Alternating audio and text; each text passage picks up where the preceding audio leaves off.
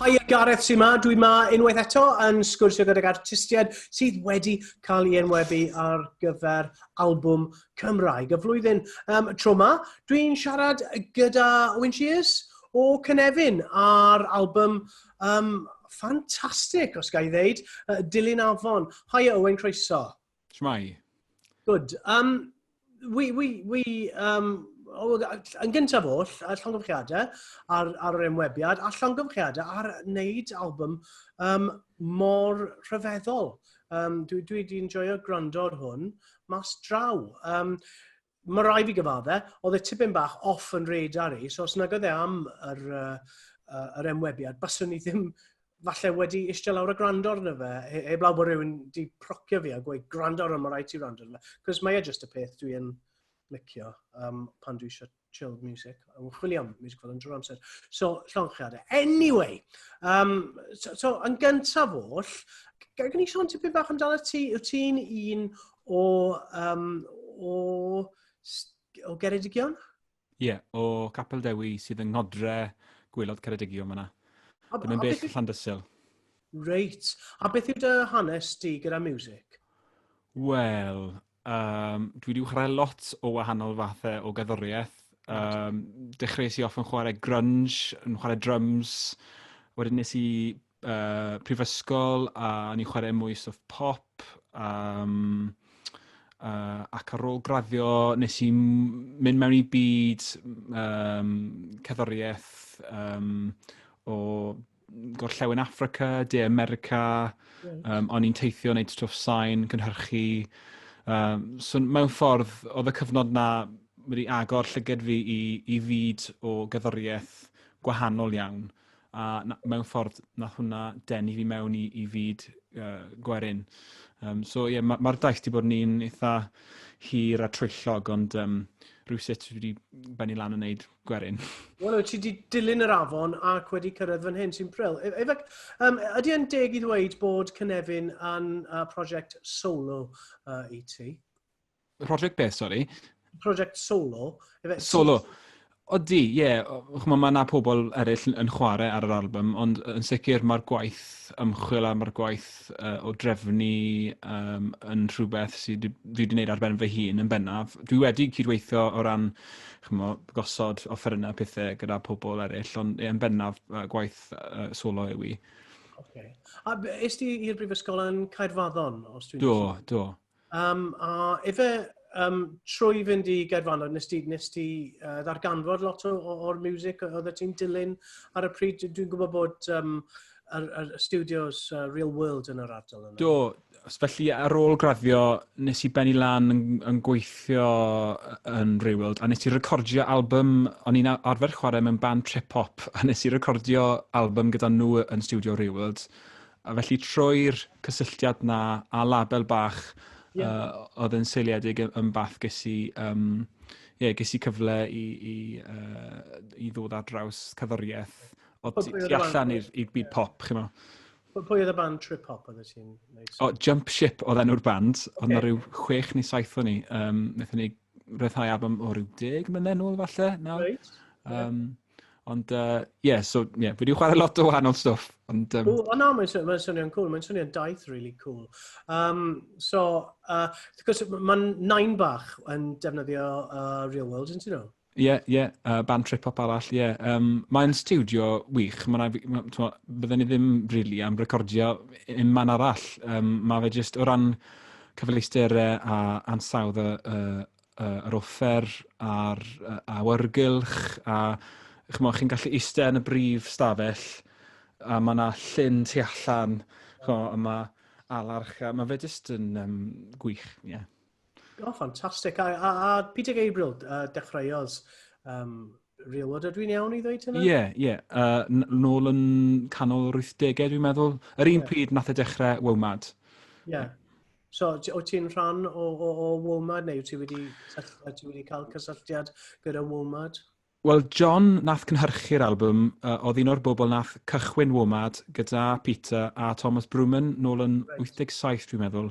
Felly mae John wedi bod yn math o mentor I fi, mentor cerddorol a rhywun sydd â lot o brofiad yn y maes. O, gwych, mae hwnna'n swnio'n ffantastig. Mae'r album ei hun yn swnio yn amazing. Mae'n swnio fel rhywbeth really grainus, rhywbeth really ffantastig. Wyt ti wedi cael y sylw gan pobl fel Tom Robinson ar Six Music, gan Mark Radcliffe ar Radio 2, a gan press fel y Guardian a pethau. Wyt ti'n teimlo fel rhyw fath o genhadwr ar gyfer music werin Cymraeg?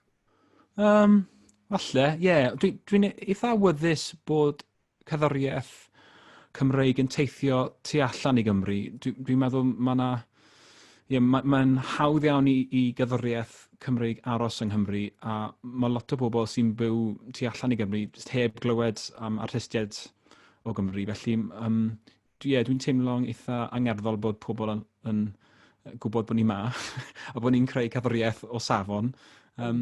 A hefyd, mae yna elfen falle mwy hanesyddol a diwylliannol yn y caneuon hefyd, a storïau sydd ynghlwm ar y caneuon. Felly mae hwnna'n rhywbeth dwi'n cyflwyno hefyd. Mae lot o'r ein yn hen ganeuon, yn dyn nhw? Odyn, ie. Odyn nhw'n gyd hen neu wyt ti sy'n addasu nhw, neu trefnu nhw, neu wyt ti'n sgrifennu caneuon greiddiol? Sôn tipyn bach am y caneuon o gael le ti'n ffeindio nhw? Wel, ie, nes i gradd mewn sgwennu caneuon mewn ffordd, ond nath y prosiect mae cychwyn o ysgoloriaeth ges i gyda'r Finzi Trust. Felly, ymddiriedolaeth sydd yn, maen nhw'n rhoi grantiau i bobl wneud gwaith ymchwil ym myd y celfyddydau. A nes i dod ar syniad o edrych ar traddodiad o ganu gwerin yng Ngheredigion. Felly nes i hwnna am ryw 6 mis blwyddyn neu rhywbeth fel yna. A nath hwnna troi mewn i'r album, felly syniad yr album oedd i greu album o ganeuon Ceredigion. Felly maen nhw gyd o Geredigion yn wreiddiol, yn seiliedig ar y gwaith ymchwil. Maen nhw gyd yn ganeuon traddodiadol. Dwi wedi addasu i wneud ddau, ond yn bennaf, maen nhw'n eitha, mae'r alawon yn eitha, cadw'n eitha ffyddlon i'r alawon gwreiddiol. Ond, gyda can gwerin, fel arfer, beth chi'n cael yw alaw. Chi'n gallu neud lot gyda hwnna o ran trefniant. Mae'n lot o le i newid rhythm, neu ambell i nodyn, neu bod yn uchelgeisio gyda'r offerynnau. Felly nes i gweld fel yr alaw, oedd y sail i'r peth, a nes i ehangu o fyna wedyn. Okay. Sut mae rhywun yn mynd ati i ddarganfod caneuon? Dwi ddim yn gyfarwydd gyda y caneuon yma. Sut wyt ti'n ffeindio nhw? O dim offer recordio da iawn pan gath, falle o dim offer recordio gwbl pan gath rhai o nhw i sgrifennu neu i datblygu neu canu am y tro cyntaf. So sut wyt ti yn ffeindio nhw? Wel, amrywiaeth o ffynonellau mewn ffordd. Lle amlwg yw'r Llyfrgell Genedlaethol yn Aberystwyth. Sa'n gwybod os chi wedi clywed am sôn am Cymdeithas Alawan Gwerin Cymru, ond maen nhw wedi cyhoeddi lot o cyfrolau yn mynd nôl dros canrif nawr. So mae'r rheina gyd yn y Llyfrgell yn Aberystwyth. A ges i help o roi ser, sef cyn archifydd yr amgueddfa werin yn Llanffagan. Roi ser wedi gwneud gwaith ffantastig yn recordio lleisio pobl a lleisio pobl yn canu a sgwrsio. Mae'n amazing o gymeriad. Felly, ie, mae yna amrywiaeth mewn ffordd. Mae yna ganeuon sydd ar glawr neu mewn llawysgrifau sydd wedi cyhoeddi gan y Cymdeithas. A wedyn mae yna pethau sydd yn yr archif sain yn Llanffagan o hyd, a ges i'r holl cyfernodau gan Roy, nath e rhestr hir i fi. A wedyn oedd ambell i beth yn y British Library yn Llundain. Mae yna gasgliad o alawon Cymreig lawr yn Llundain, nes i lawr i Llundain. Mae yna ambell i gasgliad preifat, mae yna hen lyfrau hanesyddol, hen llawysgrifau, mae yna lot o wahanol ffynonellau. Ond oedd yn help cael fath o wrth gadw i Geredigion, mae hwnna'n rhoi matha ffin i'r gwaith, achos mae'n mor eang, mae'n hawdd iawn i just, gallu treulio blynyddau mynd trwy'r stwff yma. So, oedd e dda cael matha ffocws i'r peth. O sticio i gynefin. Mae lot o'r geiriau yn creu rhoi gwen ar y ngwyneb, really. Wrth y modd gyda'r gan taith y cardi, a'r geiriau yn hwnna, a'r sort of hanner Cymraeg, hanner Saesneg yma, sydd yn swnio yn hollol naturiol. To go with, I just quote hwn yn iawn, to go with train up to go with cyflymder. Yeah. With train up to Llundain. Mae'r gan yn llawn brawddegau fel yna. Mae'n briliant clywed. Yn ewedig rhywun sydd weithiau yn iwst i cael pobl gweud, paid o'r gormod o Saesneg. Ond mae pobl wedi bod yn gwneud hwnna ers canrifoedd. Ie. Wel, fel na, mae hi yn y llawysgrif a nes i torri hi lawr achos oedd rhyw 15 neu 20 o benillion ond yn yr un wreiddiol. Ond can macaronig yw hi a o'n i'n meddwl, man cadw hi mewn. O Landysul mae'r gan. Oedd hi'n cyfieithiad o faled o Loegr yn wreiddiol, sef The Charming Young Widow, dwi'n meddwl. Ond mae'n enghraifft o ganeuon yn teithio, achos oedd caneuon gwerin yn teithio lot slawer dydd. A mae'n dda cael dod ar rhywbeth gwahanol mewn o ran iaith, dwi'n meddwl. No, mae'n ddelweddau ffantastig. Wy'n licio broga bach hefyd, loads. Mae hwnna'n sticio mas i fi. Ond wyt ti ddim yn canu ar broga bach, wyt ti? Na, Bethan Lloyd sy'n canu ar broga bach. Right. O'n i'n chwilio am rhywun, o'n i'n meddwl pwy allai... O'n i'n ddim moyn i fi canu ar hwnna, ond rhywsut o'n i'n moyn i llais arall cael canu hwnna. Achos mae bach fel hwyangerdd. O'n i am i gael lais gwahanol. A nes i just cwrdd â Bethan a nath i symud yr ardal a o'n i'n gwybod bod hi'n canu a oedd yn perffaith. Nath i cyrraedd yr adeg perffaith achos o'n i'n barod i recordio'r llais a nath i just troi lan. Felly, nath i jobyn gret ar hwnna. A sa'n meddwl bod fi rioed i bod yn cwm cletwr o dyna lle wyt ti'n dod o neu dyna lle mae yna ddau o'r caneuon gyda cletwr yn y teitls. Dyna le ges ti dyfagu, do? Ie. Mae'r dyffryn yn un diwylliedig iawn. Mae'n lot o ganeuon sy'n tarddu o'r dyffryn. Mae'n le eitha tawel, ond mae lot yn mynd mlaen na. Lot o draddodiad o ganu gwerin a barddoni hefyd, felly, No, ffantastig. Reit, ti hefyd yn ogystal â wneud lot o ymchwil a recordio, wyt ti yn chwarae'n fyw yn eitha lot. Sut mae'r cyfnod diwethaf wedi bod i ti? Wel, dwi wedi bod yn eitha lwcus, mae'n am i gyfaddau. Ges i lot o cyngherddau wedi canslo yr un ola dechrau mis Mawrth. A wedyn oedd llond haf o gigs dy fi a gaethon nhw gyd i canslo. Ond i fod yn deg, dwi wedi pigo stwff lan, dwi wedi gwneud podlediad, dwi wedi gwneud cwpl o bethau i radio. Dwi wedi gwneud stwff ar-lein. Mae pobl wedi cynnal gwyliau a gigs ar-lein. A mewn ffordd hefyd, mae wedi rhoi cyfle i wneud pethau byddwn ni ddim yn gallu wneud yn fyw, yn arferol, fel wneud gigs i ddysgwyr yn Manceinion, a hefyd byddwn ni ddim yn teithio i wneud gigs fel arfer. So mae wedi rhoi cyfleoedd newydd hefyd mewn ffordd. Oce, yn y byd arferol, pa fath o lefydd wyt ti'n chwarae? Mhob man. Amser ma'r flwyddyn mae gwyliau yn ffefryn, a pan dwi'n teithio tu allan i gwyliau, clwbs bach, ambell i dafarn, mhob man mewn ffordd, ambell i slot cefnogi, ond mae'n eitha hyblyg, os chi'n chwarae ben eich hun, mae'n gallu bod yn eitha hyblyg sy'n dda mewn ffordd, chi'n gallu addasu. Y set-up yw just ti ar gitar? Ie, mewn ffordd mae dau set o fi, achos dwi yn chwarae gyda'r band, ond Reit. dyn ni ddim yn teithio eisiau gymaint. Oedd taith i fod gyda ni yn yr hydref, ond ma' hwnna wedi gweithio yn ôl nawr. Ond, So ni'n rili licio clywed yr album yma yn cael ei chwarae gen band fyw. Wy'n rili edrych ymlaen at y cyfle o'ch gweld, wel, chi fel band yn chwarae. Bydd hwnna'n real treat, dwi'n meddwl. Wel, gobeithio yn y Gwanwyn gewn ni gyfle i deithio eto. Ie, wel, gobeithio wir, ynddo.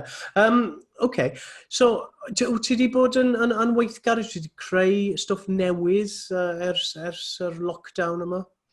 Odw, fi wedi bod yn gweithio ar prosiect, wel, mae wedi bod yn dod am spel, ond dwi'n rhan o sioe Gadael Tir, sydd yn sioe eitha gwleidyddol gyda Gwilym Morris, a mae hwnna'n rhan o prosiect ehangach o Loegr, so ni wedi bod yn creu albwm ar gyfer hwnna, albwm eitha gwerinol, so mae cwpl o ganeuon o'r sioe Cymraeg yn yr albwm gyda caneuon o'r albwm Saesneg, a wedyn dwi wedi bod yn gwneud prosiect ar y cyd gyda'r Llyfrgell Genedlaethol, sydd yn rhan o prosiect #ExploreYourArchive, sydd yn ceisio annog pobl i edrych ar beth sydd mewn archifau a llyfrgelloedd, a wnaethon nhw ddanfon llwyth o gyfweliadau i ni o'r archif yn Aberystwyth, a oedd ni dewis un, a wedyn creu can yn seiliedig ar y cyfweliad. So dwi newydd orffen nawr can sydd yn seiliedig ar cyfweliad gyda Caradog Jones, oedd yn arfer bod yn beiliff ar Afon Teifi, oedd yn dal pobl oedd yn potian. So dwi wedi creu can yn seiliedig ar y cyfweliad hwnnw. Dim fe oedd pwy dwi'n meddwl amdano, ond i'n neud rhyw fath o ymchwil am rhywun nath wneud map o'r afon gyda enwau llefydd. Anyway. Mae yna rhywun wedi creu map. Oedd e ddim yn dyn post, oedd e? Ie, dyn post oedd yn cerdded lan pob dydd, lan yr afon, ac oedd e'n mynd nôl ac oedd yn arlunio ac yn nodi enwau'r llefydd. Oedd e'n just yn gwneud rhyw bach o waith ar enwau llefydd, ac oedd hwn ei grybwyll fel bach o waith sydd lle mae'r bobl ei hun yn cadw enwau llefydd.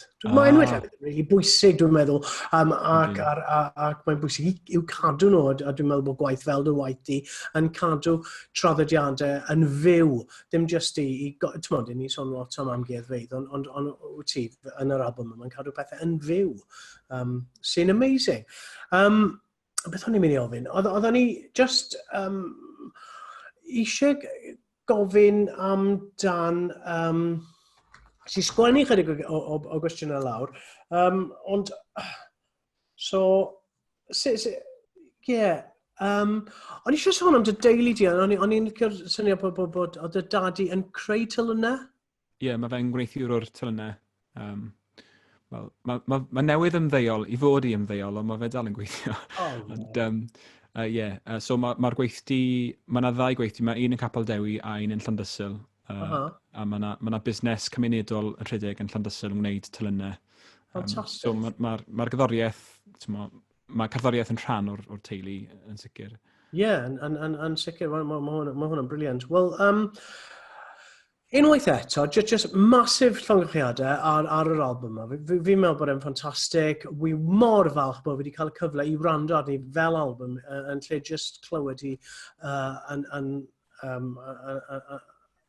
just clywed un neu ddau ganeuon. A na eistedd lawr y gwrando yn efo llawer mwy. So beth fysa ennill y wobr yn meddwl i ti?